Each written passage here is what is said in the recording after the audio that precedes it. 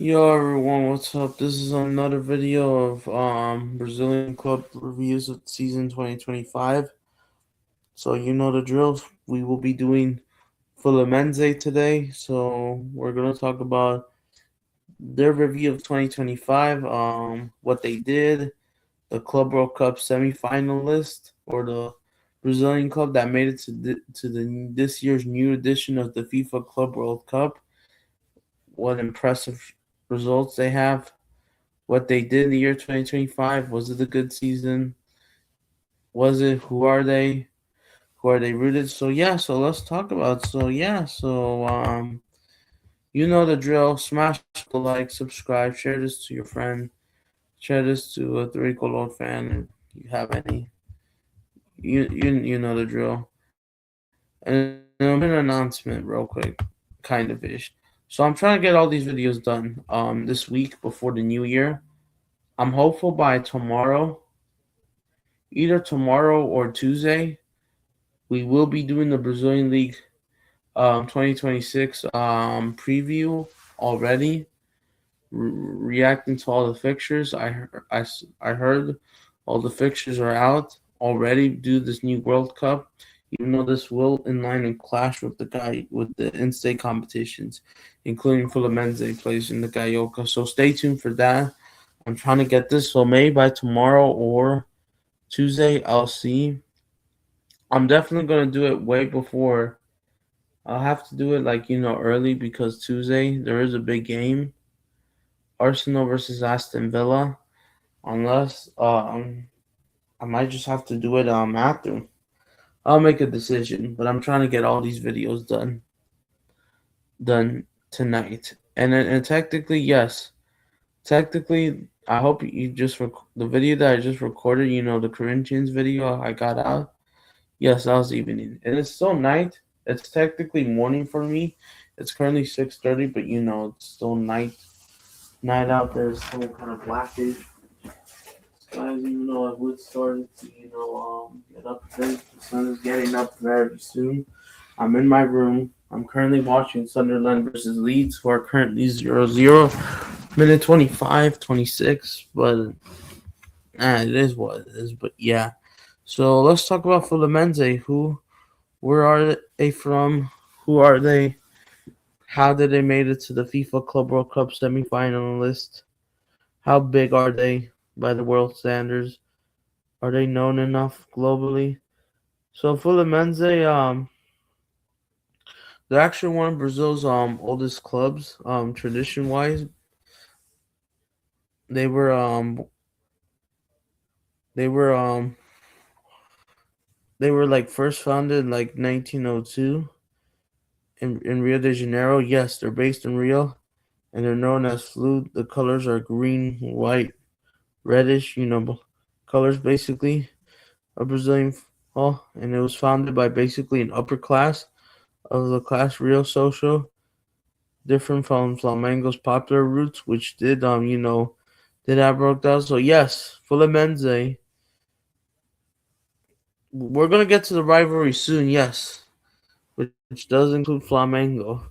It was like I said, also nicknamed Three Colores de las Lajeras.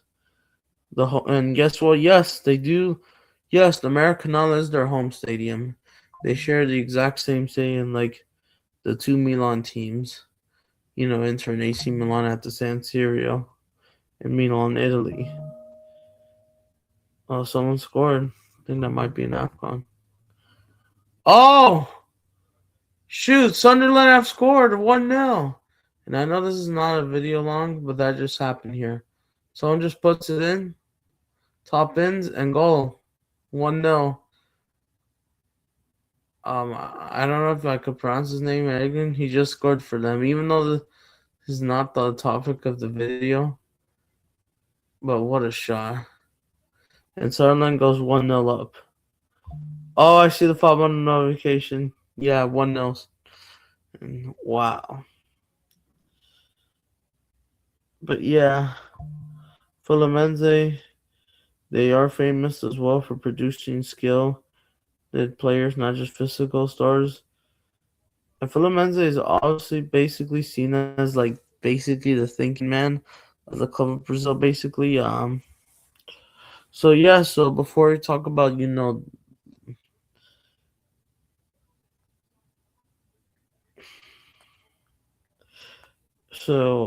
especially we talk about the rivalries, the history, and and um and I'm not trying to be disingenuous, but as well talking about the fixtures basically. But yeah, Fluminense, they are one of the oldest clubs basically of Brazil, even though they're about 123 years old basically. And basically yeah, like I said, they were found in upper class Rio Social, and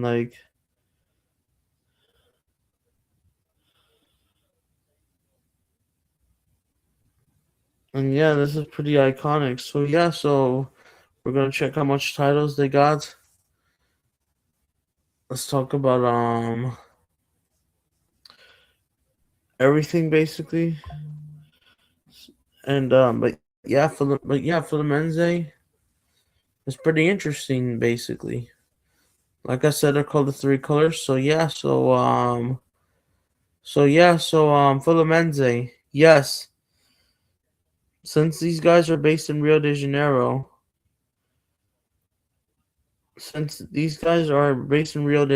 their biggest rivals are Flamengo. Yes, yes, and the Fla Flu, which has big history, which is one of my favorite derbies. Every time Fluminense plays Flamengo, they play their games of their lives, and they do something like very special. And I love the Fla Flu because it makes so much positives about this whole derby, basically. And yes, there's a lot of history. So of course with Flamengo and Fluminense, basically Flamengo was founded in 1895 as a rolling club, but the football section club didn't start until 1911. So I think both of them. So basically, they're working class from Rio de Janeiro. So of course we're gonna talk about Flamengo in the coming days, or hopefully tomorrow, or maybe who knows later today, because as they had a successful season.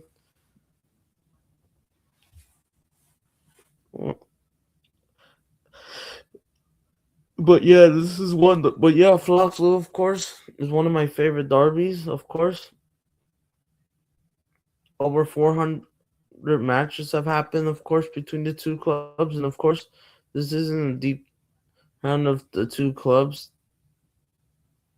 but just to explain a little bit, basically, but at least 400 official matches have taken place, and of course, there's like on three or more every year, and of course, it's gonna happen again next year for sure, absolutely. But yeah, the first match for the men's and Flamengo, there was like beef basically. I heard that they kind of broke off basically, and Fluminense, Fluminense or Flamengo, one of them broke off basically, and created a separate club, and yeah, and that's what led to the existence of the rivalry. But yeah, it is an iconic rivalry, so yeah, Flamengo International recognized, of course, and we're gonna make a video about them. But Fluminense might be more historic, kind of ish, culture wise, using legends playing football. So yeah, so Fluminense, this is what they have. All right, let me try to pull this up. I know I still got for Corinthians, but I'm gonna get out of this mode. But yeah, I love Fla Flu. This is one of my most favorite derbies. Every time the two teams go at it, go at it. It's just fun. And of course, you have Clásico de Millones to Flamengo Vasco. And yes, and I know I kind of I know I'm not like motivated. Season just ended, even though season will come back real fast. Felt like that we're taking a break, and I know Brazil football, but it's like this. But yeah, I love the fla flu, black and red versus green versus red and partial. I mean, and kind of white as well. Well, technically white. So yeah, we all know the fla flu. One of my favorite derbies. So we're gonna check all the fixtures. The last fla flu, which we all know, it ended in Fluminense's result. It ended 2-1, which we're gonna get into more of this. We're gonna talk about like each game basically, kind of ish. So yeah, but yeah, I love fla flu because it's one of the most iconic football rivalries on this planet. Has been introduced Brazil, and I know people want to debate that fla flu, maybe not the biggest of all Brazilian derbies, but it's still one of the biggest. This is still in at least maybe third. Yeah, I know Flamengo fans with the rivalry with Vasco feeling stronger, even though Vasco haven't done anything but just trying to show up in their classic moments. That's it. But it's an iconic one that I love a lot.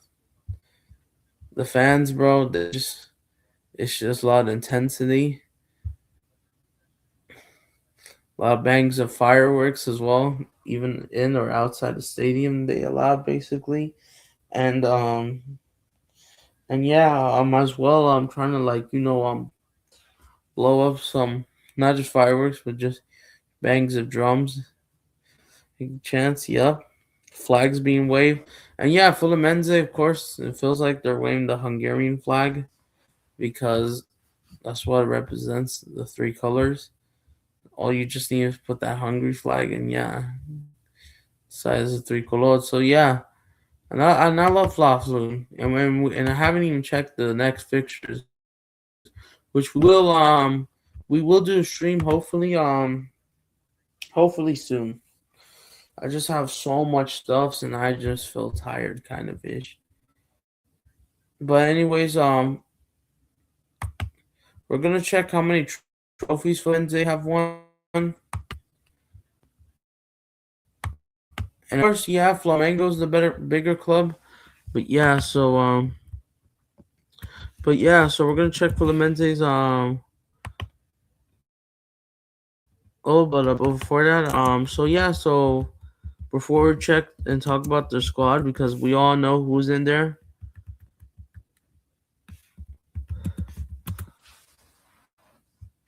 Come on, man, not spell it right, nor did I spell it right? Trophy. Oh yeah, I did. So yeah, Fluminense, they did win the Libertadores. I just want to see how much trophies they actually win. Yeah, I have to rely on. Well, I even know they do get most of these answers right. They used to have different trophies back in the day, including this ICC or I mean IOC Olympic Cup in 1949. And yeah, and they reached Club World Cup final, which we're gonna get into it. So yeah, so Fluminense, all right, so these guys, bro, yes, we're gonna talk about this. So Fluminense, their major titles, they have one Copa Libertadores title, which is the South American version of the Champions League. One Recopa, which is a South American Super Cup, which was last year they won. They won four Brazilian league titles, including 2010, 2012 spell, of course, where they won back just four. One Copa do Brazil back in 2007, which I was one. They apparently won Copa Rio, which was declared as a FIFA Club World Cup title. I don't know about that. Some people want to debate about that. Flamengo fans think it's a joke, but apparently FIFA recognizes it kind of ish. But apparently they also have the second most Gaiocas. That makes it iconic, especially 33. So even though people want to debate about these two trophies, let's count 1, 2, 3, 6,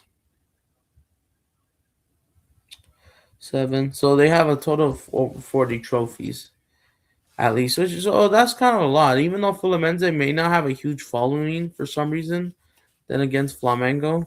for some reason, but oh, I thought they equalized. My bad. But yeah, but these are the trophies that these are the trophies that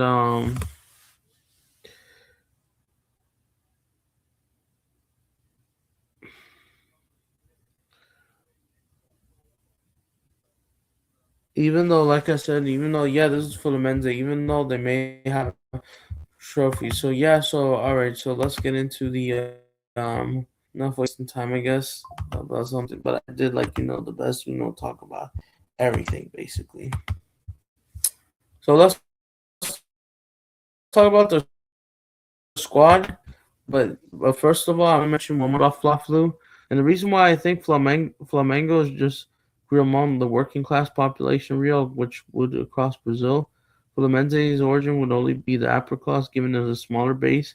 That's why Flamengo is just massive across the country, and Fluminense not as much. And unfortunately for Fluminense, they're actually 8 times smaller, unfortunately, against Flamengo, especially in all social media following. So Fluminense, they may be a big club in size. In my opinion, I think Fluminense is bigger than Vasco. But for some reason, they just have a smaller fan base than them.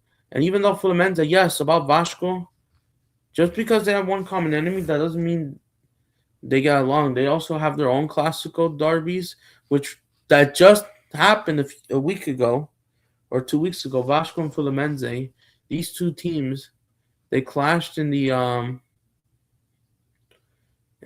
Copa do Brazil semifinal, and of course, unfortunate loss, which we're gonna get into it. So yeah, Fluminense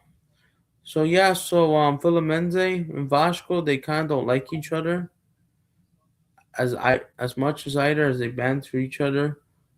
Fluminense, yes, unfortunately for Fluminense, they gotten relegated a couple times.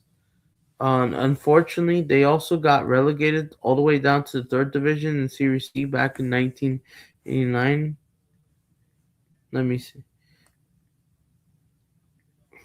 But they faced a couple relegations before.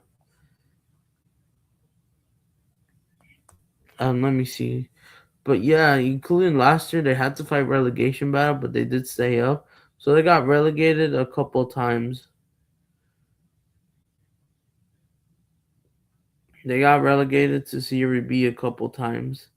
1996, 1996. They didn't got back till 1998. And then they would stay in Serie A till 2010. They would get relegated in 2013, 2014. But yeah, meanwhile, in context, their biggest rivals, Flamengo and even São Paulo, the only two clubs that would never get relegated. No, they wouldn't get relegated. These were the clubs that didn't got relegated. But Fluminense a couple of times, and apparently Fluminense at one point was relegated to Serie C in like 19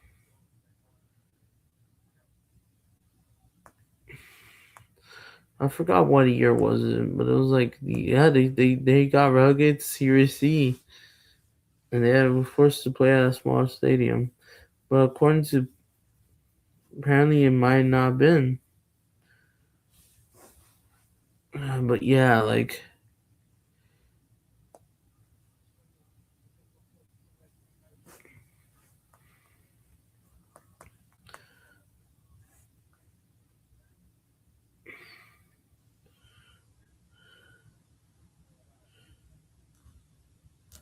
but yeah, apparently yes, some people were claiming, but I don't know. They're saying that they've never gotten relegated to Serie C, but I don't know. I forgot which year. But anyways, let's just move on from it. But I hope I said everything about the history. Yes. Streamer's not the best, unfortunately. You have to stay up here anyways, because well, not. So yeah,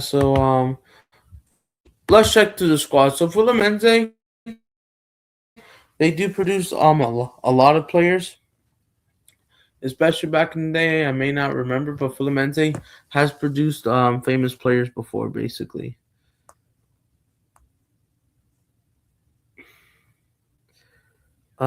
Yes, Fluminense's they produce so many players before. They have Marcel. Yes, they have Marcelo. Yes, the one of the leaders and best left backs, if not the best left back history, especially for Real Madrid. Oh my goodness, my guy Marcelo. And not just that, they also produced it Thiago Silva, who who unfortunately, which I will mention later, why he left, produce. And there's been a couple, and don't even forget Carlos Alberto Torres, 1960, the right back captain that captained the World Cup in 1970, that famous win, especially with Pele. And yeah, Thiago Silva, Fred, Marcelo, Deco as well, even though he represented Portugal internationally, even though he was Brazilian, but the Champions League winner Barcelona and Porto. I don't know, played Luis Enrique. So yeah, for Fluminense, Rereno, Riraldo, never, but in the 1970s, yes. Well, like they just produced some great players, bro. And even though Marcelo, a lot of these players are retired, including Marcelo. Even though if I should have had this channel last year. If I had this channel last year, and if I had everything prepared in time for the Brazilian League, which I should have gotten everything ready last year. I should have started this channel, honestly. Last year, honestly. I can't lie, bro. I should have started last year.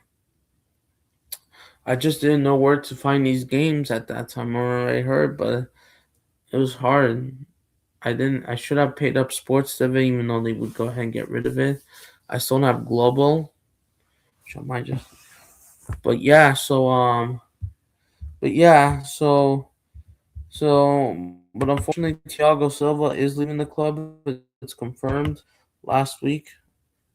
Not just by Fabrizio Bernardo, Porto would announce it anyways immediately. And yeah, Thiago Silva, after playing at Chelsea, he decided to return to his boyhood club for Fluminense for a year and a half, and would unite with Marcelo, the center back's left back, which we all thought would have been the pairing, which it was, but it wasn't at the best. And yeah, and then Marcelo retired. And then like that game against Fortaleza, it would end in a 2-2 draw. There was a dispute with Fluminense's former coach. I forgot his name. And then why he wasn't in. And then Marcelo like left. There was that chaos back in November of last year. And it was on a Friday. And then Marcelo just left. Marcelo ended his season for Fluminense.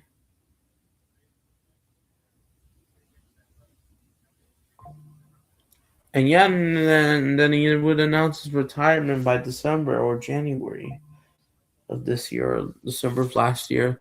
So that was the whole chaos. And I should have made that video. I mean, I didn't have a channel back then. That's why. So what has changed for Fluminense? Fluminense have changed a little bit since the last 2 years.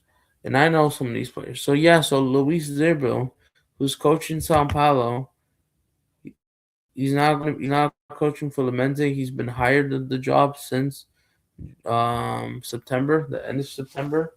I think immediately after that, Botafogo Fluminense, after things didn't went well for São Paulo, and then he coached El Quito, Lenis, Alaves. Oh yeah, he was a player. So I see free transfer. Yeah, that's true. And then he retired, then went to coaching immediately straight. Lenis, so oh, wait, is it a coach or is it as a player? Barcelona of Ecuador. Did he play as a player? So it looks like it's one Sudamericano for Liga de Quito or LD Quito. So yeah, so yeah, he's been hired for Fluminense pretty late, kind of ish, and started like got everything Fluminense have kind of looked better. They had this another guy, I forgot his name. Which so they had two other guys basically, and then like they had that coach from that Fluminense chaos last year. The I forgot his name, which we'll just score down already. He basically got fired on the first day of the league. But yeah, this is who they control now. So yeah, so I hope I said everything well. For Fluminense. So yeah, we're gonna get into it. So Fabio's in goal for them. At 45 years old, he's still landing it. He's basically one of the oldest player for in the Brazilian league, if not in history. Market value 1 million, and he's still landing it. He's a good goalkeeper. He's basically Fluminense's number one. He's been pretty much cooking, honestly. He's been doing a great job at Fluminense. Of course, he's very experienced, and of course, let me try to get something. Where's my controller? Sorry about that, guys. Where's my control? Why do I keep losing everything? Oh, is it here? Okay. Just want to get something. But yeah, Fluminense, yes. But yeah.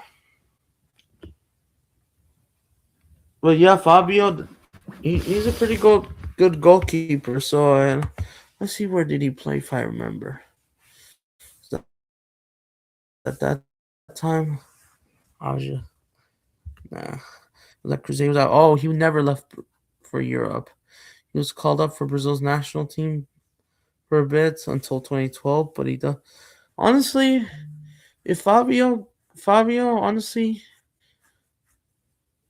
I think he's a good goalkeeper. I think he should call up for Brazil. I don't know for the World Cup, but I like his moves. Even though he did concede at least 39 um goals conceded, he saved half penalties, 16 clean sheets. Not like too bad. Minutes played 3,000. So almost every single game, as long as he was fully fit and not suspended. And even though, but yeah, he's been doing good for Fluminense. I don't know if you call him for the World Cup. But backup, I wouldn't mind. Because he's been doing pretty good in the Brazilian league, I would say. He was trying to do his, I mean, yes, he does some of these mistakes, but he does mostly kind of good. Underrated goalkeeper. And even though they've never called him up, like, from day from day one, that's the unfortunate. But yeah, this is the number one guy. They have their backup goalkeepers they don't use as much.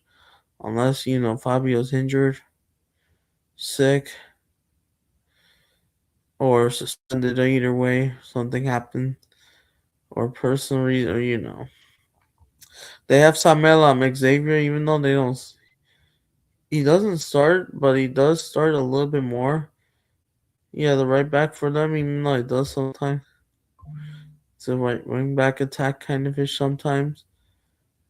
They also have they have all these players. Thiago Silva, yes, he did play in Fluminense's whole season almost minus game, but yes, which we all know Thiago Silva, legendary for Brazil. Yup, part of that Copa America 2019 squad, that Chelsea 2021 Champions League squad.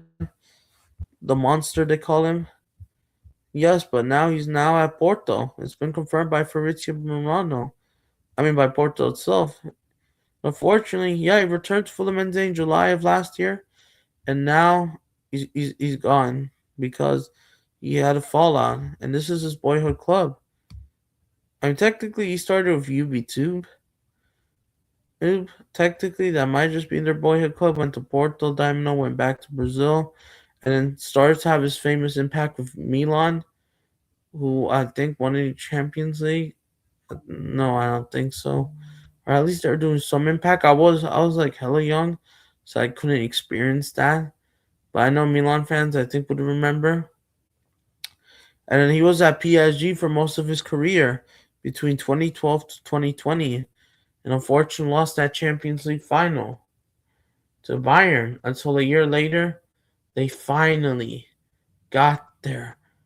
They finally he finally won it with Chelsea in 2021. It took Chelsea to win the Champions League with him. And that's why his name started to get more famous. Every Chelsea fan, the PSG fans love him as well. Milan fans won't forget as well. But yeah, Thiago Silva is a big icon for a lot of these clubs, and now he's going back to Porto. Excellent center back. I have no idea why Chelsea decided to let him go. I thought he could still play at a high level for maybe another year in the Premier League. He was the most experienced, even though the age kind of slows down.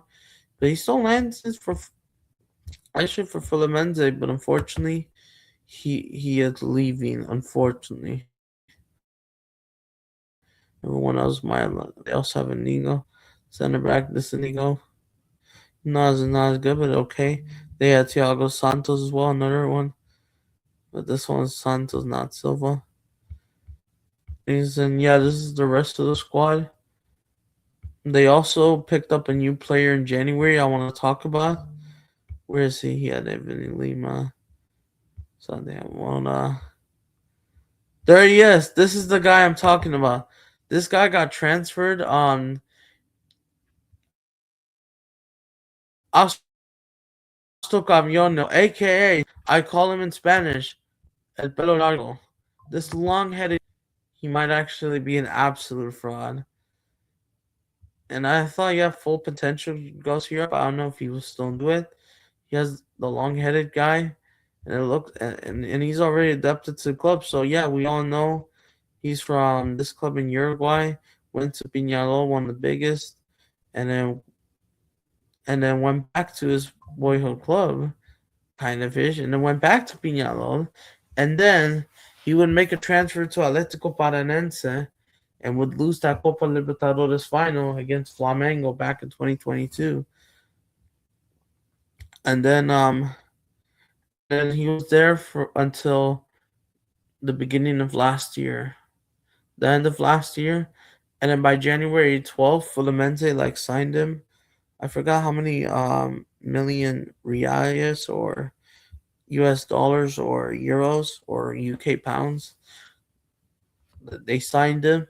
And yeah, they signed him. And I call him, and I don't know if three Color fans have gave him a nickname. I just call him El Pelo Largo because he has his hair long. And even though some people are making comparison to Ascaeta, yeah, he's basically like striker, but mostly left winger at times. Of course, play him at times, but yeah, he's a left winger basically. Does he start? I mean, he. I mean, he's more like a rotational kind of ish. I mean, he does start more actually, especially in the second half. And yeah, he gets subbed in.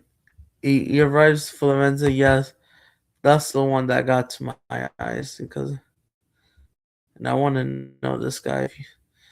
And even though he did miss something, which I'm gonna get into it, there they have Wesley, Kevin's here from Colombia, Wado, German Common, who's from Argentina, basically striker. And they have John Kennedy, which I remember, who went on loan with Pachuca earlier this year and then came back for Fluminense. after that FIFA Club World Cup. And we're gonna talk about Fluminense's run. So yeah, so here was John Kennedy. So yeah, who won them the Libertadores title? Ignore that. Yeah, YouTube notifications. Ignore that. But yeah, even though I know he's doing a stream, but yes, John Kennedy would yeah, he would win the Copa Libertadores for yeah, it's 7 o'clock now. It's a lot earlier. It's cloudy outside. But yeah, at that time, John Kennedy would basically play for yeah, he played for Pachuca, went on loan Mexico, and made to the quarterfinals of that Liguilla, and again crushed. I mean, unfortunately, getting knocked out by America. Unfortunately, had to happen, but he had a good loan spell, and then back to Brazil didn't did much. Unfortunately, I don't know. Even I haven't heard reports. Although yes, even though this guy hasn't been that great, he has like 9. Oh yeah, he gives the number 9. There's like no goal stats, unfortunately, they give to each player, of course. But yeah, this guy hasn't been that great for Fluminense recently, so just wanted to point that out. And but yeah, this Fluminense squad is like okay, basically as expected, but they are losing Thiago Silva, the most experienced guy, even though he's probably shares, even though he is leaving on a free, if I'm correct, into Porto. So yeah. So I hope I said everything. So Fluminense, they had this coach, so we're gonna go all the way. We're gonna talk about all the. Let's go all the way back to January. Fluminense participated in 5 different competitions.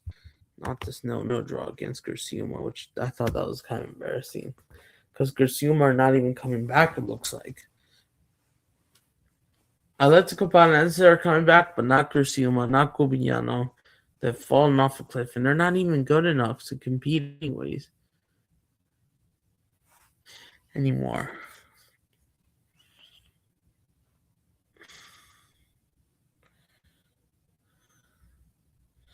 So yeah, but yeah, last year's vibes did feel a bit different, honestly, compared to this year.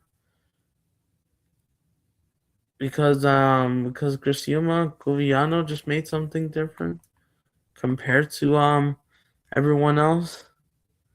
I think that's why, me personally, different teams, yeah, it just feels different. Like yeah, and then the kids and like everything kind of, and then they update like 1 or 2 things.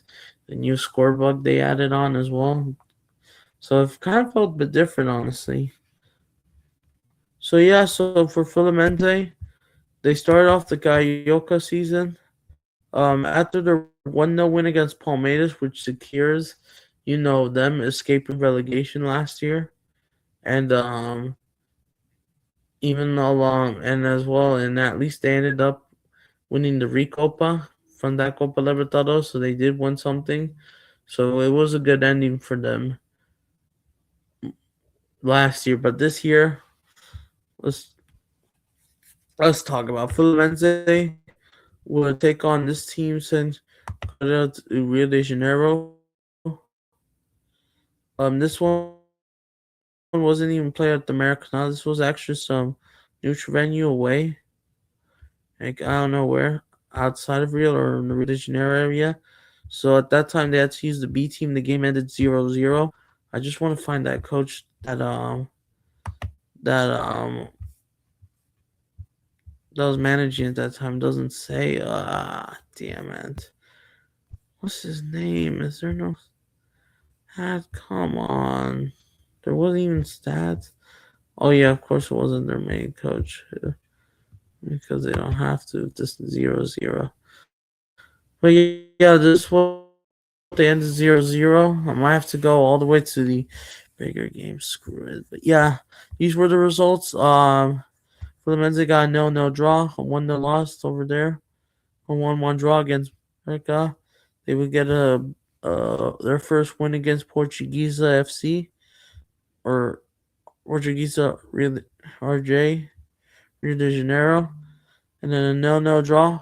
And things didn't start, and then Fluminense was like, nah, they were not doing too much, and they were not that impressive. Fluminense would get a Fluminense wouldn't play anyone perfect good until they played Botafogo, who was just already going downhill. But guess what? Until their first major test for Carioca Clásico was against Botafogo, and Golo Jesus, before he went to Forest, at that time scored a goal. Savinho won them with a pen. Not Savius, Venezuela, and then they also had a pen. The game ended 2-1 for Fluminense. A lot of these players made the debut, basically. And even though they didn't have stats, I thought that was stupid. They should have put the stats because it's at least a big one. But yeah, this was the Carioca Clásico, and they unfortunately lost that. Disappointing for Fluminense because they would have to go ahead and play two of their another biggest rivals. Clásico Volia, as they call it, and I can't find that manager. Damn, man. So I might have to go ahead and score on. But yeah, they lose this, unfortunately.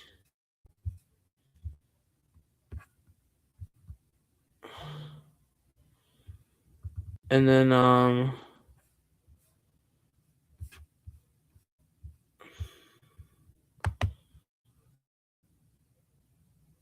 then Fluminense would draw Ballestone. Like almost like 3 weeks later. I mean, not 3 weeks later. A few days later, on a Sunday. I'm assuming technically, it wasn't on a Monday. It was actually because I remember this game we played, and then here's the thing: they would have to play Vasco and Flamengo back to back after that loss to Botafogo. And guess what? For Fluminense, they managed to get a result. They didn't lose another game. They would win every single game, basically. And then yes, they beat Vasco.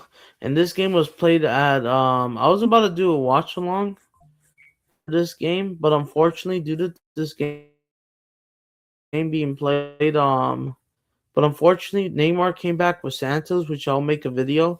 I couldn't do a watch along because Neymar came back with Santos as he was coming back to make his debut, so I wasn't going to miss any of that, so I had to do a stream. I had to do a stream basically about that over this. And then Coutinho, he scored first basically, which I think I mentioned this in the Vasco review. And then they went 1-0 up. This one was played in Brasilia at the Area Gananiche, I may not said it right.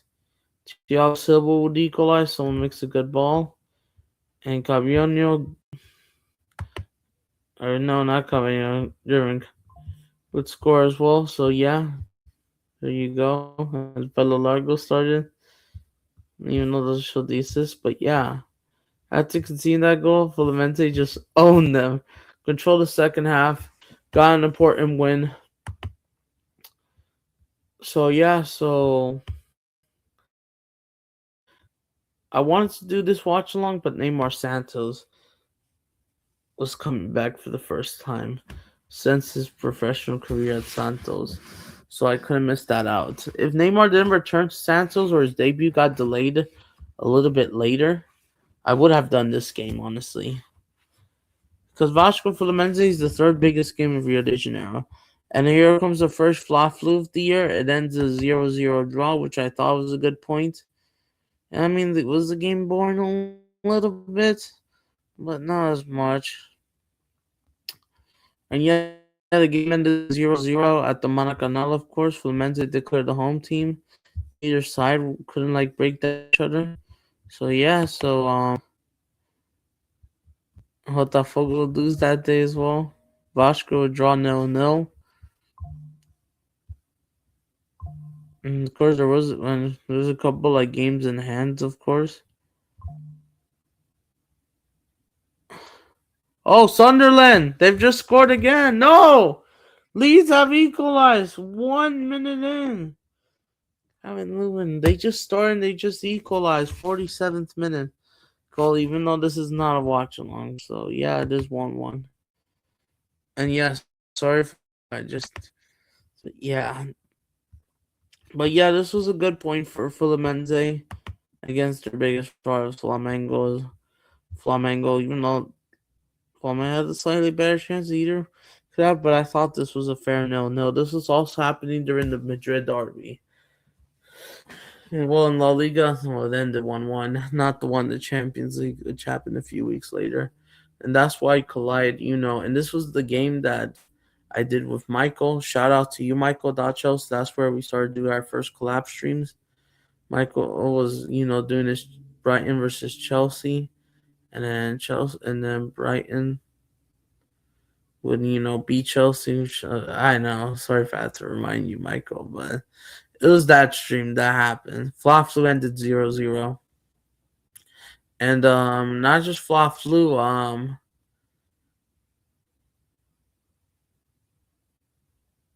good point. Oh no, I was just reading something. But yeah, I mean, no, it was a good. But yeah, it was still a good point. Could have been a bit better, but it is what it is.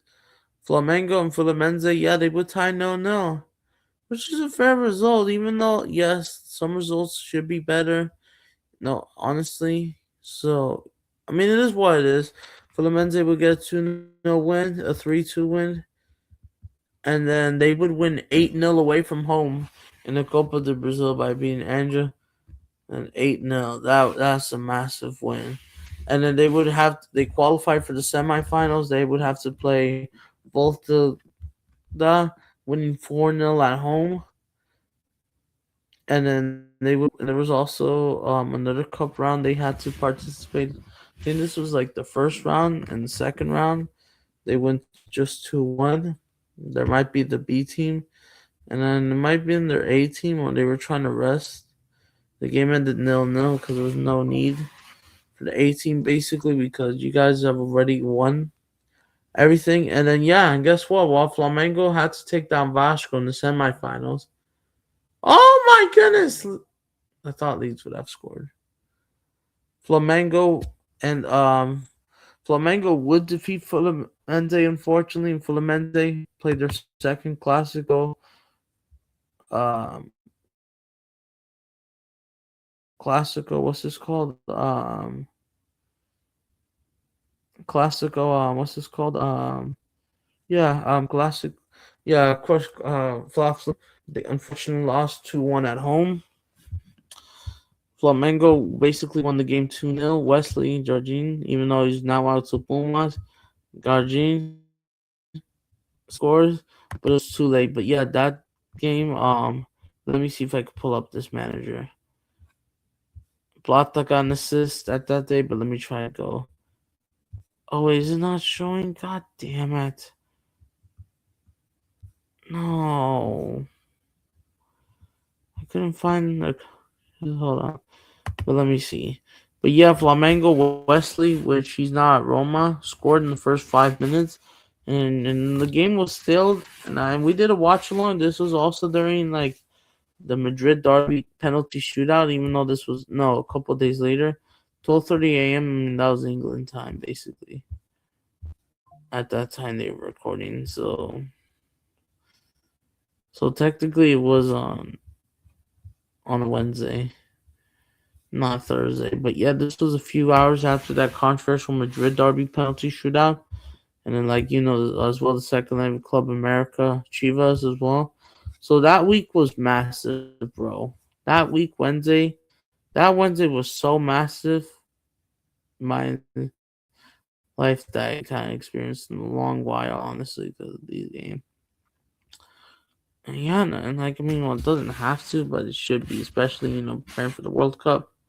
So yeah, so Mango had the better shots in that game. that game, and yeah, Fluminense, they unfortunately lose. Unfortunately, and this, but yeah, it was too late. They did get one back, but it was too late. And yeah, Fluminense are gonna have to hold that L. Unfortunately, yeah, they were declared the home team and they lost. And then the second leg, the game ends 0-0. Unfortunately, and then which means for Flamengo, they had 2 goals disallowed. But it doesn't matter. Flamengo would win their 39th Gaioka title. And unfortunately for Fluminense, they just couldn't do anything. And yeah, they were forced. So yeah, it started out, and yeah, Fluminense would lose the final to their biggest rivals, to Flamengo, to win the Gaioka.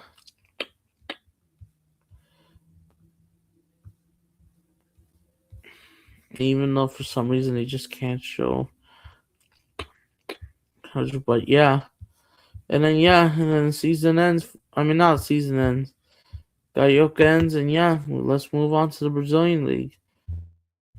Flamengo would become champion in March. So yeah, let's talk about them. And unfortunately, almost 2 weeks later, they would come back on the field. They would start the Brazilian league debut against Fortaleza, Wayne Fortaleza in Brazil, and they go. And unfortunately, they lose 2-0 on their debut. Guess what happened after this game? Even though it's not showing me the manager's name, I forgot his name. He had a long, he had a short beard. Yes, this is the guy. My name Marcin. That's him. That's the guy Marcelo fell off with in November of last year, and a few months later, they fired him immediately after one match. They fired him, and they decided to bring in another guy, which I'll get into. But yeah, they lost this game against Fortaleza 2-0. Fluminense were absolutely dreadful in that game, especially in the open 20 minutes. And Fortaleza started off with a win. Fluminense lost. This is a joke. And then they would play. They would debut in the Sul-Americana. So yeah, unfortunately, they lost one trophy. But even though, yes, I know I'm just trying to move things around. Yeah, I know. So yeah, let me just move this real quick. But I know I've been talking a lot, and I'm trying to summarize like as quickly as possible. Shoot. And then for the men's, it was start debuting with they debuted it with a win already with Once Calientes of Colombia. The Colombia, they get a 1-0 win in Colombia away from home. They didn't have the better shots. They were not even the better team. They in the better ball, and they won. They were clinical. So it mattered. They had John Arias, by the way, before he went to Wolves. I forgot to mention about him. Martinelli, and yeah, they hired this guy Marco, or I think it was an interim manager actually. They didn't hire that another guy just yet. So he handled the game pretty good. They had Hercules, John Arias, who's now at Wolves, suffering with only 2 points. That was probably the worst move ever. The biggest mistake of his career is going to Europe, unfortunately. The worst European transfer move, unfortunately, for any South American might go down as the worst. Fluminense gets a 2-1 win against Bragantino. I think they announced the hiring. And then they go ahead and win 5-0 against GV San Jose from, I forgot where they're from. And I think at this rate they hired who's that another guy? I forgot.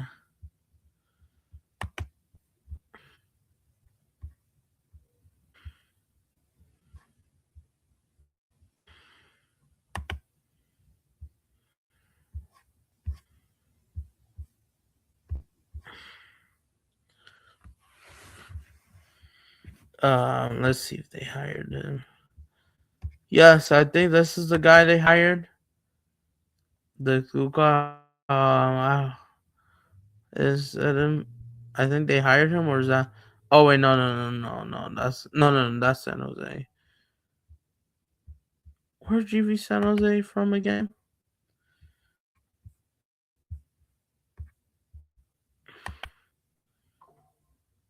Where are they from? And there's only 20,000 attendance. Bolivia. Oh, I thought they were from Uruguay or Chile.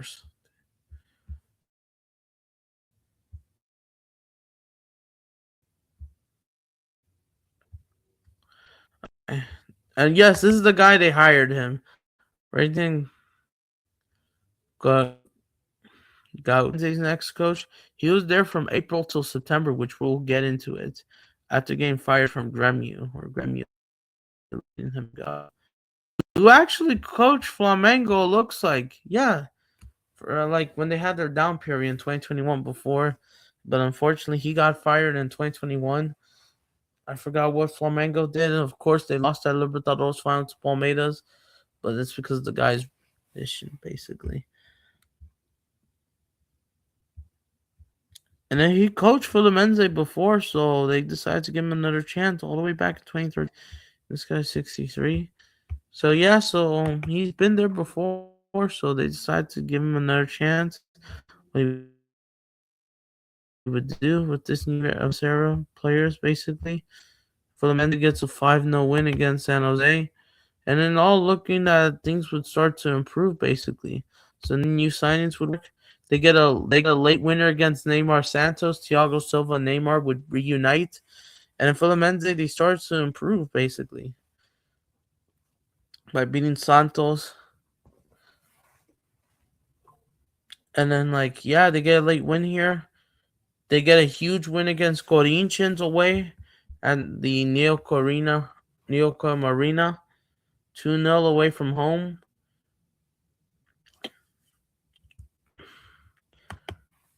And yeah, Fluminense they defeat Corinthians away. Yeah, open play goal and John Arias penalty. And Corinthians will lose while they have to see their biggest rivals. Palmeiras win away at Internacional, while Flamengo would crush UB2 6-0. And I can't wait to do the Flamengo video.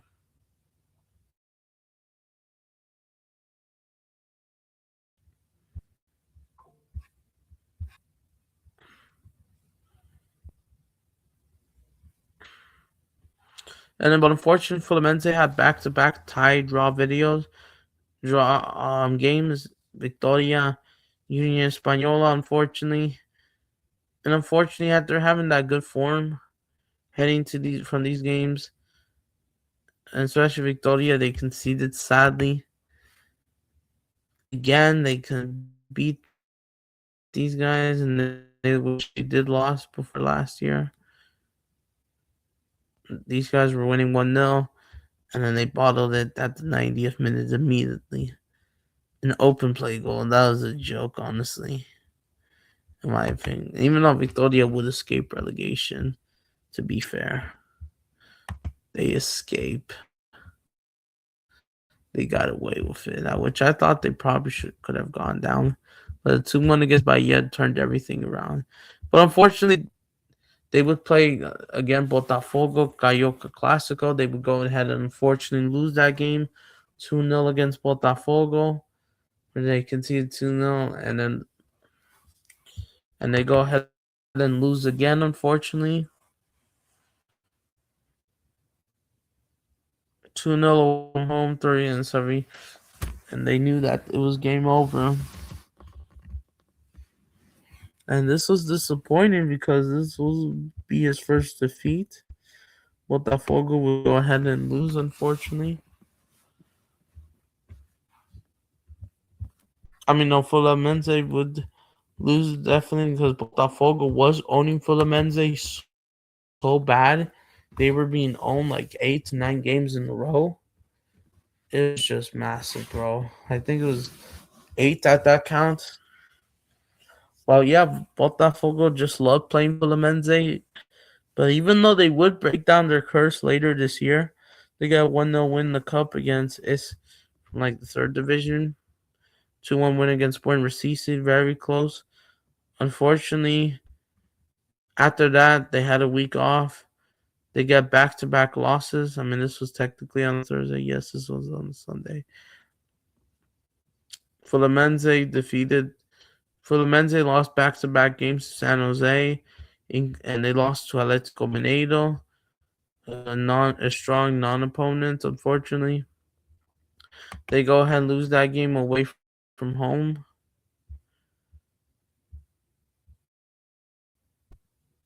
And unfortunately, it was a thriller. It was 0-0 at halftime, and then goal fest started. Atletico Mineiro would score 3 goals in the span of less than 20 minutes. And they got the late winner, bro. And yeah, they cooked, and they let a fellow Largo score in the second half. 10 minutes of that. I thought that was kind of mad embarrassing. And then yeah, Atletico Mineiro would go ahead and win this game, which I will do review up next after this.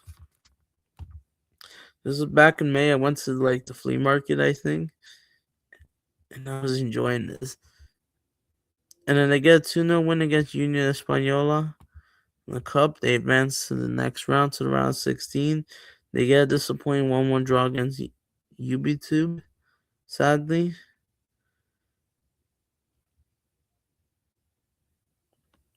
And then they would play them again, winning 4-1 away from home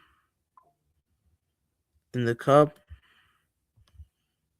again. So yeah, different teams basically. And then here's the thing: Fluminense would host their first Clásico Carioca in the league, and they would have to, Fluminense would play again another Clásico against Vasco, where they came back and win 2-1. They came back win 2-1. Vasco went 1-0 up with João Victor scoring in like an absolute screamer.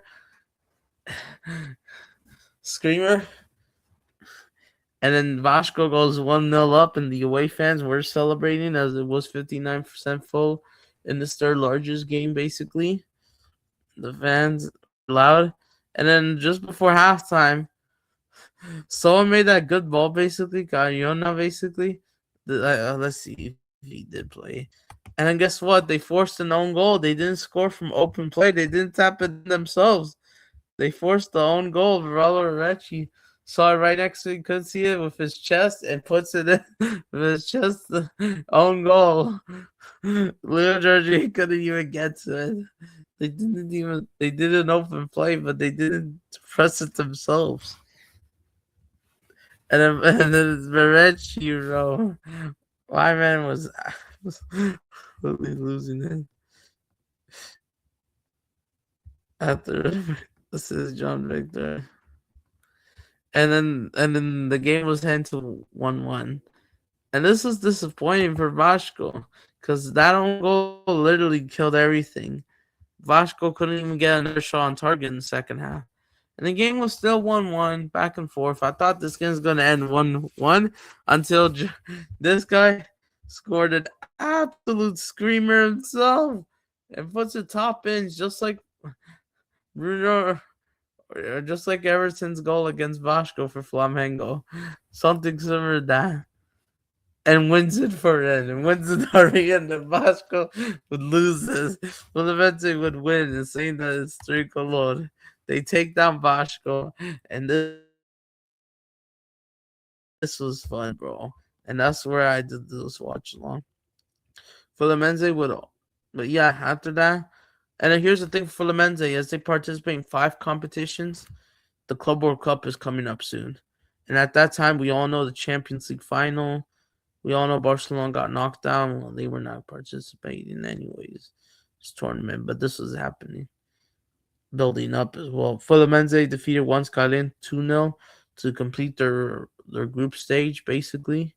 And they advance, and yeah, Fluminense would advance to the round of 16 in first place, be waiting to play an opponent likely.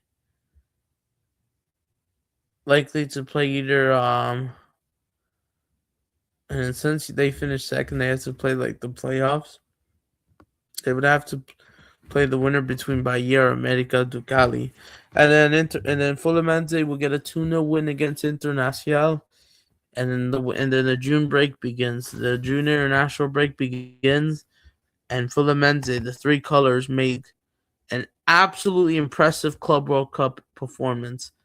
Club World Cups on the world stage in the United States, even though the Club World Cup you could debate about it. But guess what? Fluminense got an impressive 0-0 0-0 draw against Dortmund. And in my opinion, they should have won this game. After that 2-0 win against Internacional on a Tuesday game at MetLife. This game was played at 9 a.m. my time. This game ended 0-0. We also see Jude Bellingham's brother, Joe Bellingham, make his debut. Fluminense, Fluminense, Fluminense had the better shots, bro, on target, and they should have won this game. They kept Dortmund quiet most of the game. They had the better shots, and I know Kobo might have gotten a good game. This was a good 0-0. Fluminense played really well against Borussia Dortmund. Everyone thought Dortmund was going to win. I could see Dortmund just getting a 1-0, and maybe I was not going to be that surprised that Fluminense might do at least so a surprising result. This was a really good game plan from the manager, basically. They start off one, and they were trying to go for it. Even Velo Largo had a great game. He was trying to go again. There's just some key moments, Grassy, all that. But yeah, some of the players were kind of mid, but yeah, this is a good game for Fluminense. Keeping Dortmund and the 0-0 draw is pretty impressive. And I was impressed. I knew Fluminense and Dortmund was by far the big one in the group stage. And of course, they would also play Yunus Yeltsin and Menden Sundown in the groups. And this game was also held at MetLife a couple days later. Fluminense would get a 4-2 win against USH. And yeah, and then Fluminense go 1-0 up, and then they would go 2-1 down, and Fluminense would go and then Fluminense would come back and win this game 4-2. This is an impressive game. I bet like there was waving flags, and Fluminense had the better shots, and yeah, there was some two horrible defense mistakes. So yeah, and goal. And yeah, so Fluminense gets a 4-2 win at MetLife Stadium.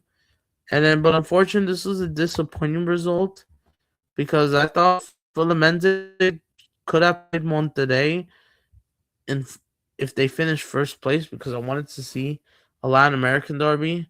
Fluminense was either going to play Inter, Monterrey, or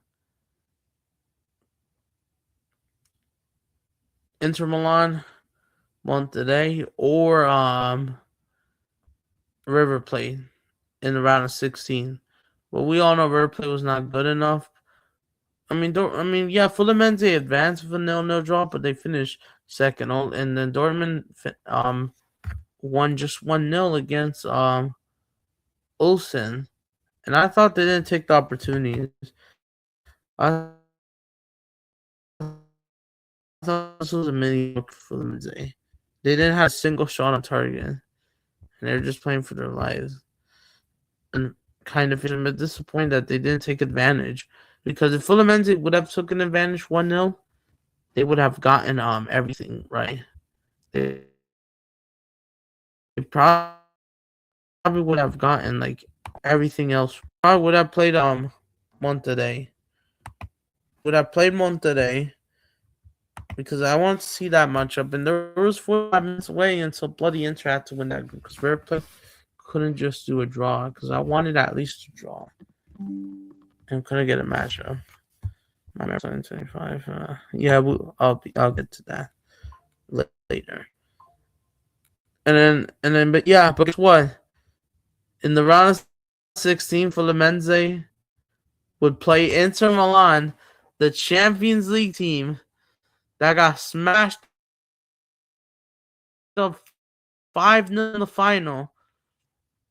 5-0 against PSG after taking down Barcelona. After taking down Barcelona, and then a month later, after getting massacred on the last day of May, 5-0, they go ahead and Fluminense does a huge upset. No one believed in it. Fluminense had to wear the away kits, and they did it. They took down Inter Milan, Thiago Silva, masterclass kind of ish. And yeah, Fluminense upsets Inter Milan. Inter Milan season would end in the round of 16. And Inter Milan wouldn't make it past through the quarterfinals. They wouldn't. And this was a huge upset going with this somewhat easy, harder route kind of ish. Even though the other bracket was a lot harder, kind of ish, even though this one was even though Fluminense did have the hardest route of the kind of ish another bracket, they had to play Inter Milan. They probably would have played but yeah, they upset it Inter Milan, and Hercules gets a late winner goal. And Inter Milan couldn't score a goal from open play. They just gave up. Fabio had a masterclass, and this was by far the huge upset of the tournament. Inter Milan, they win nothing. No trophies. Smashed up in the Champions League for nothing. Just being Barcelona for nothing. Just do it for the Madrid fans. That's all that mattered. Losing the Copa Italia semifinals. And I know this is Inter, like, a video review, like, to banter, but I'm just going to have to mention it just for once. Losing the Super Cup twice this year. And and these guys go trophyless. No trophies. Nothing.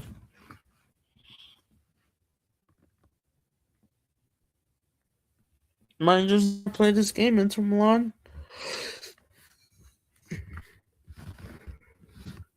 We're nowhere near. Fluminense, they wanted it more, so they wanted to go to the quarterfinals, and Fluminense would advance to the quarterfinals. And guess what? We got another upset in the Club World Cup. The quarterfinals should have been Manchester City versus Inter Milan, but a rematch of the Champions League 2023 final. But thanks to these two clubs coming together, before they would have to fight it out themselves, they would have to play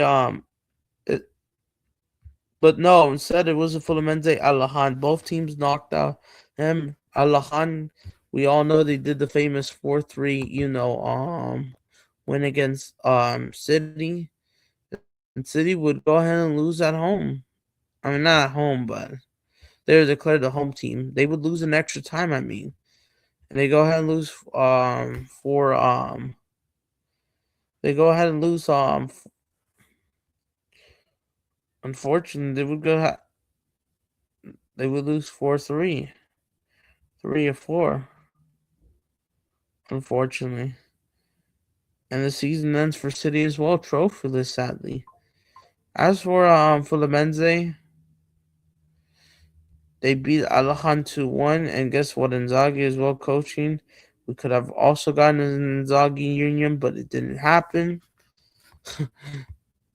And also the Bites of their own energy. So yeah, they took out two of Inzaghi's teams, including himself. So Alahan had the better chances, but Fluminense were just more clinical. Martinet and Hercules gained the 2-1 win against Alahan. It was a lot harder than it was against Inter, but these guys didn't move as hardly as they did against City. And yeah, and then the FIFA Club World Cup, Fluminense became the first team to make it to the semifinals. This was a huge upset. Fluminense making it to the semifinals was huge. Huge, huge, huge, huge, huge. But unfortunately, the run would end for them in the semifinals because they became the first non-condable, first Brazilian club to make it to the semifinals. Which, by the way, they did also made it to the FIFA Club World Cup final back in 2023, the old format, which we all know it's now called Intercontinental Cup, as FIFA wants to split them up. So yeah,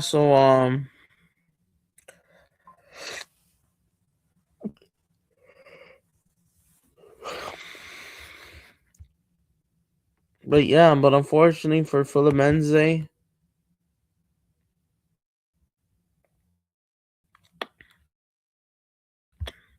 and their run comes to an end.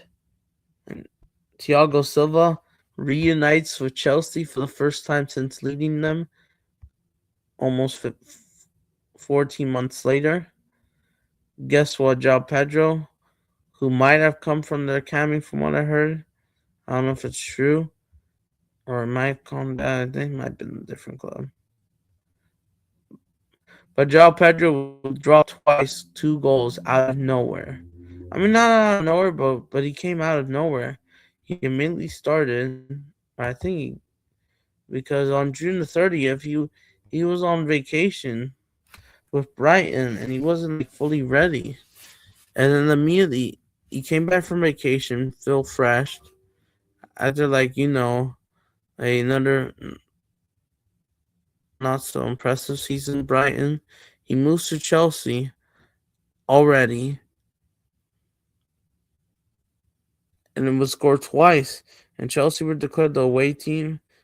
They were in white, and then Chelsea unfortunately stopped for the Menze from reaching the final. This was a perfect run for Condebol and South American football, Brazilian football. Well, unfortunately, it was just not good enough. This is the match that the two teams had to fight it out. And of course, Chelsea had the better squad. Of course, Enzo Fernandez gets the assist. Who else got the assist? Mine just came off on the bench. Who else got the assist for João Pedro? Been on assist, but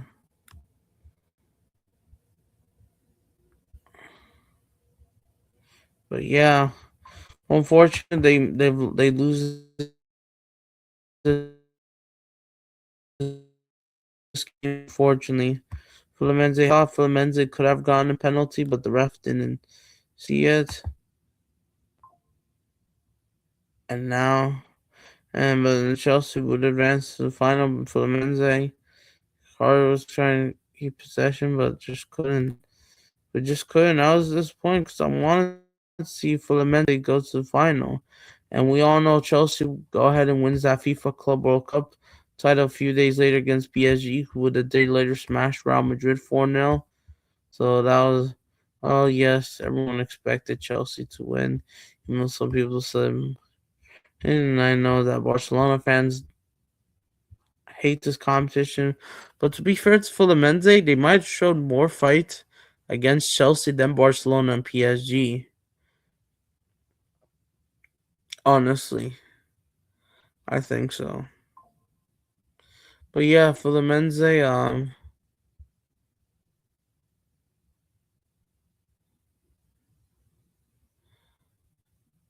they just couldn't do anything in the Club World Cups. Semi-final runs. I forgot how much money they get, but they earned a lot for reaching the semifinal. This is huge. So unfortunately, there was no third place match, which we could have gotten saw. But of course, the FIFA Club World Cup, which I might make a video because unfortunately, yes, the FIFA Club World Cup is just adding more games and there's already competition of it. They're just trying to make it bigger and they're trying to do this just for more money, which unfortunately they kind of is just for more injuries. And people could have debate, but this is a good tournament for South Americans because this brings relevancy to world football. And money for sure, but the European teams, this is kind of, I guess, kind of bad. So I kind of understand, but yeah, of course. And of course, Chelsea might have played less game because Conference League is not the Champions League. I mean, yes, there's still a lot of games, but the Champions League had way more games than the Conference League. So, and then yeah, and unfortunately, after the Club World Cup spell, the globe of space, they go back to Brazil. They lose to Cruzeiro 2-0. And, and then guess what? They would have to play Flamengo again in the derby. They unfortunately lose back-to-back games. They would they would go 3 games without scoring a goal.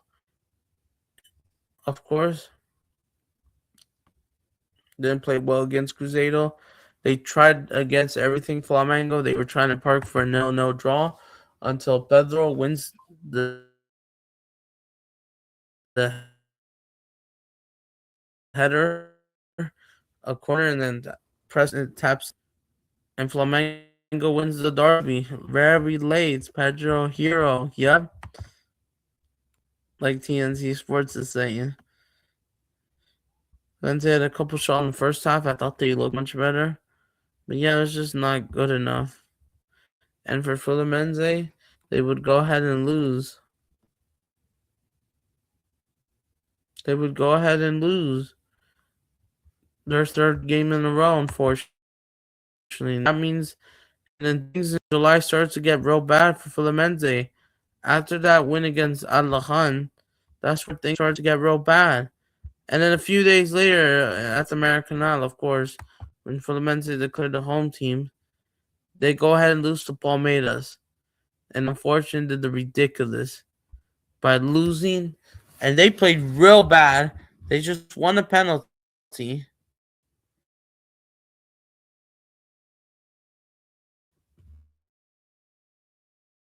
And these guys unfortunately played real bad. Draw. Come on. Mm-hmm. Uh-huh. No. No, my computer froze. No. Move.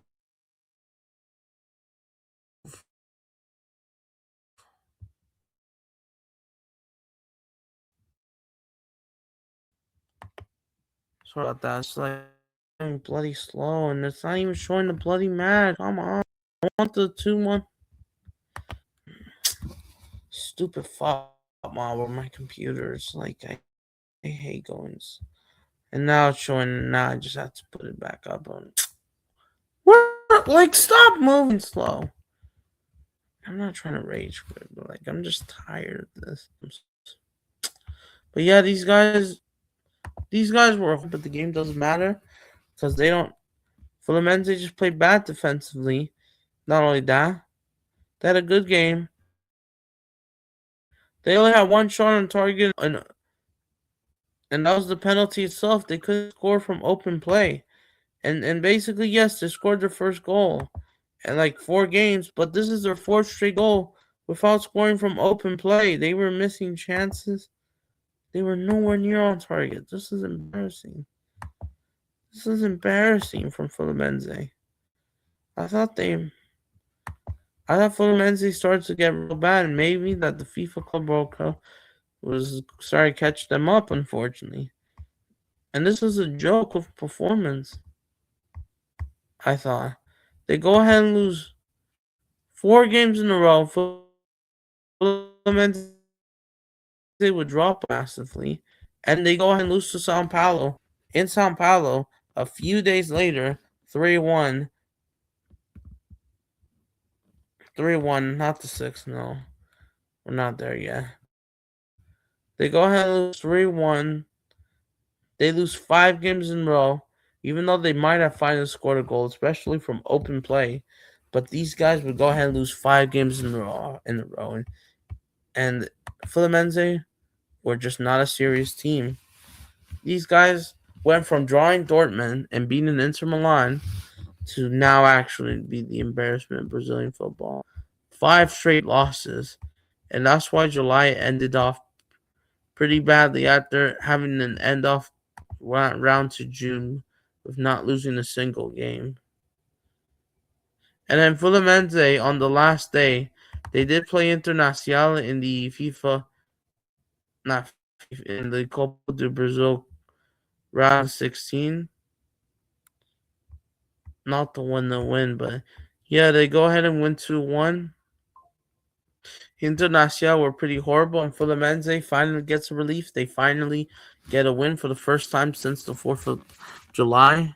Finally, Fluminense gets a win after for so long.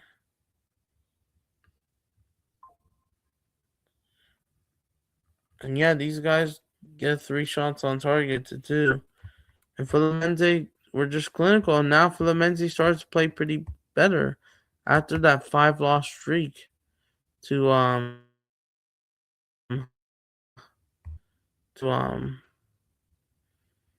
after the Club World Cup, basically. Fluminense would play Internacional. Fluminense would play their rivals Grêmio in the league, and they finally get a win. Now things started to improve a little bit. Finally, after that Club World Cup July spell. Fluminense gets a 1-1 draw against Internacional. 3-3 Bahia. They advance 2-1. Fluminense would have to play Bahia in the cup. They drew 3-3. They got a 2-1 win against America do Cali, a 2-1 win against Fortaleza. Second half season officially begins. A 2-0 win against America do Cali. They advance 4-1 on aggregate. Unfortunately, there is a game that we'll have to talk about. They lose to Bragantino 4-2. They lost to Bahia away in the cup. They drew 0-0 with Neymar Santos. Boring game. But they start to look better. They got a 2-0 win against Bahia. Would play against Vasco in the semifinals since they capitulated Coach Botafogo. And then Fluminense would unfortunately lose to Corinthians at home, unfortunately. And unfortunately for Fluminense, they get to back-to-back losses. And that's just when they decide to say goodbye to the coach. They were about to. And then unfortunately, they were parked in the bus. They lose to Lanús 1-0. They bounce back against Victoria. And then unfortunately, they did a ridiculous against Lanús. They got dumped out of the quarterfinals of Sul-Americana, and I thought that was embarrassing because I expected them to win the trophy, and these guys were nowhere near the final. I predicted the Fluminense Atlético Mineiro final, and these guys were not good enough. And unfortunately, these guys bottled it at home. They bottled it. I thought Fluminense was going to advance 1-0 and maybe get a 0-0 draw in advance, maybe win 1-0 or 2-0 in the returning leg. But these guys absolutely fumbled the bag. They fumbled it. And this was just ridiculous. Because Lanús would go ahead and go to the final and win it. We basically got robbed of a potential fla-flu Recopa. Unfortunately. And now these guys, with the semifinal Club World Cup, they were just living in. They just couldn't go for it for the Sul-Americana, which everyone at least expected. I expected. And then you guys go ahead and fumbled. You guys fumbled it. You said it was a must, and then what happened? You lost. And these guys would go ahead and get dumped out. They decided to say goodbye to their head coach, Gernan. He gets sacked. They do get a 2-0 win against, but the good news is they finally broke the curse against Botafogo. After 3 years, 10 games, they finally broke the curse. They finally beat Botafogo for once at least. An impressive 2-0 win at the Maracanã, which I know we did so long. And then they unfortunately draw against Sporting Recife, but they did get a 3-0 win against Atlético Mineiro. They did lose to Mirassol 2-1. They beat UB2B 1-0.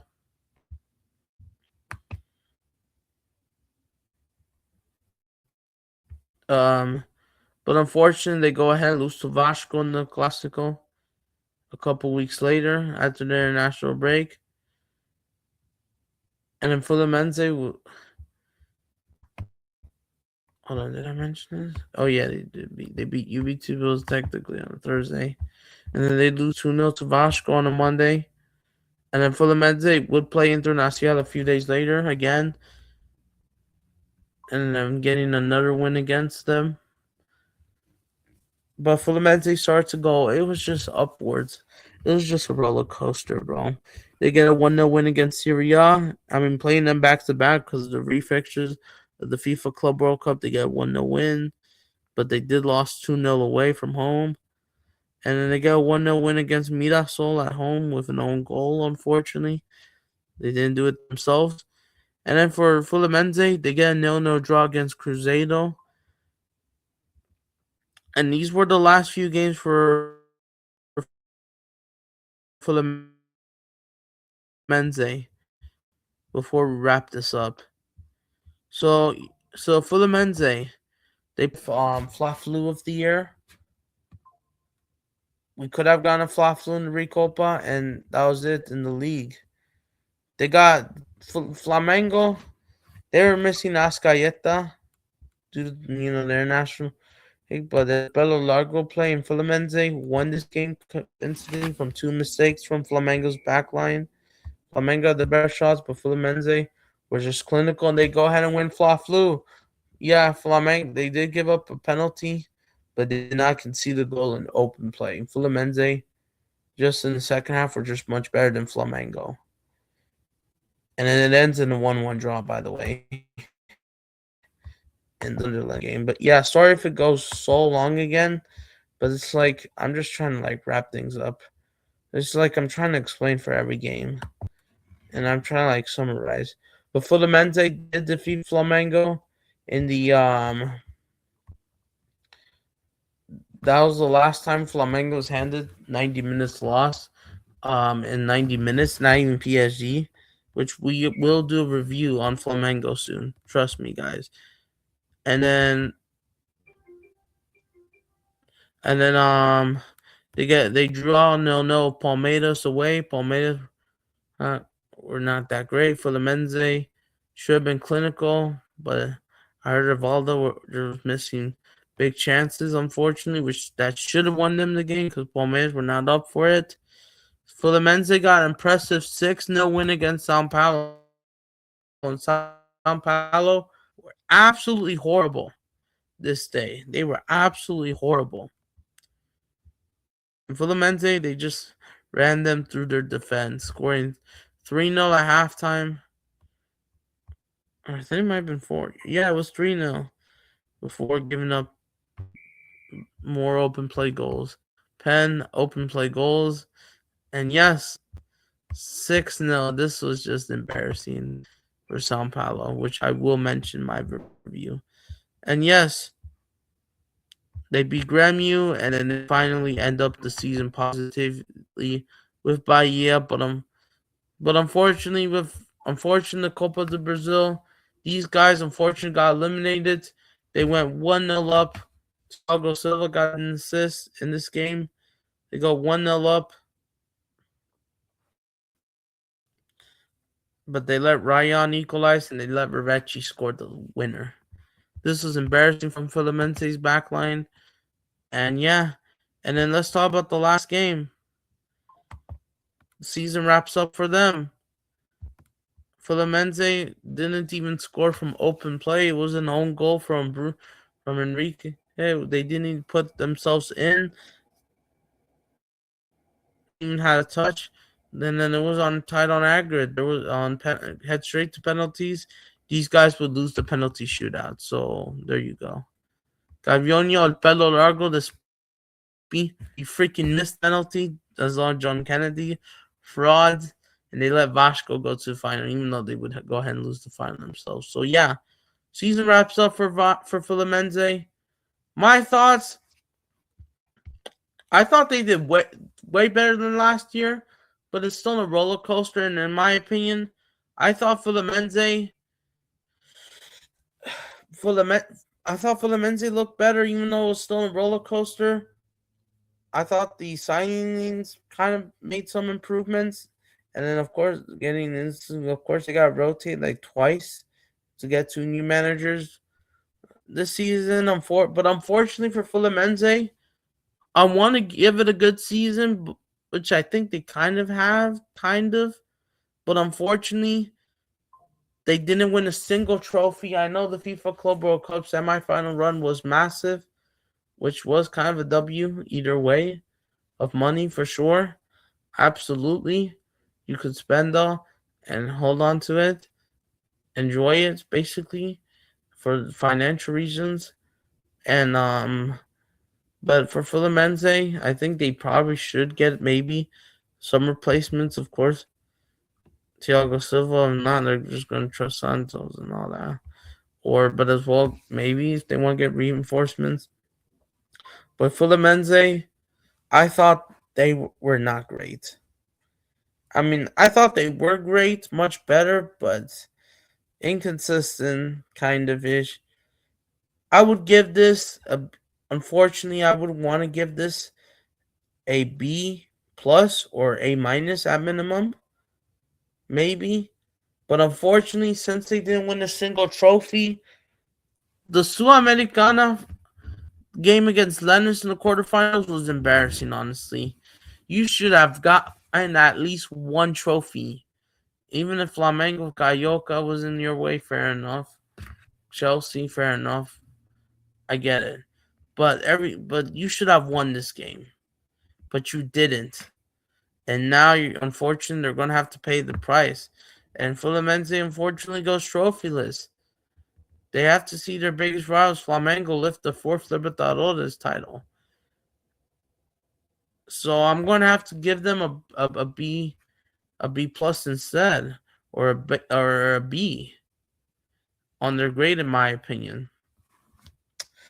because they should have won a trophy. If they would have won at least the Sul-Americana or Copa do Brazil, I would give them. Hey, I'll give you at least an A minus, at least, or maybe somewhat. Yeah, an A minus kind of ish. But yeah, unfortunately, B or B minus, not B plus. They just didn't do enough. This was kind of not great, not sustainable. And yeah, an unfortunate for season for Fluminense. They need to fix up, and yeah, we'll see what happens. But I hope you guys enjoyed this. So you know the drill. Sorry if I go an hour and a half. I'm just trying to hurry up. Smash up the like, subscribe. You know the drill. So yeah, so this is me over and